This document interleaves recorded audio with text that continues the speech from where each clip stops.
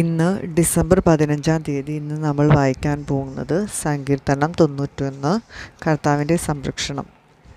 അത്യുന്നതൻ്റെ സംരക്ഷണത്തിൽ വസിക്കുന്നവനും സർവശക്തൻ്റെ തണലിൽ കഴിയുന്നവനും കർത്താവിനോട് എൻ്റെ സങ്കേതവും എൻ്റെ കോട്ടയും ഞാൻ ആശ്രയിക്കുന്ന എൻ്റെ ദൈവവും എന്ന് പറയും.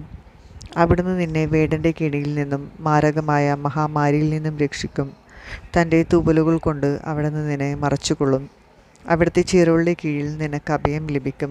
അവിടുത്തെ വിശ്വസ്തത നിനക്ക് കവചവും പരിചയമായിരിക്കും. രാത്രിയിലെ ഭീകരതയും പകൽ പറക്കുന്ന അസ്ത്രത്തെയും നീ ഭയപ്പെടേണ്ട.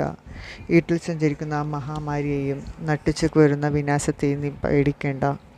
നിന്റെ പാർശ്വങ്ങളിൽ 1000 മരിച്ചു വീണേക്കാം, നിന്റെ വലത്തുവശത്ത് 10,000, എങ്കിലും നിനക്കൊരനർത്ഥവും സംഭവിക്കുകയില്ല. ദുഷ്ടരുടെ പ്രതിഫലം നിന്റെ കണ്ണുകൾ കൊണ്ട് തന്നെ നീ കാണും. നീ കർത്താവിൽ ആശ്രയിച്ചു, അത്യുന്നതത്തിൽ നിവാസമർപ്പിച്ചു. നിനക്കൊരു തിന്മയും ഭവിക്കുകയില്ല, ഒരനർത്ഥവും നിന്റെ കൂടാരത്തിന് സമീപിക്കുകയില്ല. നിന്റെ വഴികളിൽ നിന്നെ കാത്തുപാലിക്കാൻ അവിടുന്ന് തൻ്റെ ദൂതന്മാരോട് കൽപ്പിക്കും. നിന്റെ പാദം കല്ലിൽ തട്ടാതിരിക്കാൻ അവർ നിന്നെ കൈകളിൽ വഹിച്ചുകൊള്ളും. സിംഹത്തിൻ്റെയും അണലിയുടെയും മേൽ നീ ചവിട്ടി നടക്കും. യുവസിംഹത്തെയും സർപ്പത്തെയും നീ ചവിട്ടി മിതിക്കും. അവൻ സ്നേഹത്തിൽ എന്നോടൊട്ടി നിൽക്കുന്നതിനാൽ ഞാൻ അവനെ രക്ഷിക്കും. അവൻ എൻ്റെ നാമം അറിയുന്നതുകൊണ്ട് ഞാൻ അവനെ സംരക്ഷിക്കും. അവൻ എന്നെ വിളിച്ചപേക്ഷിക്കുമ്പോൾ ഞാൻ ഉത്തരം അരുളും. അവൻ്റെ കഷ്ടതയിൽ ഞാൻ അവനോട് ചേർന്ന് നിൽക്കും.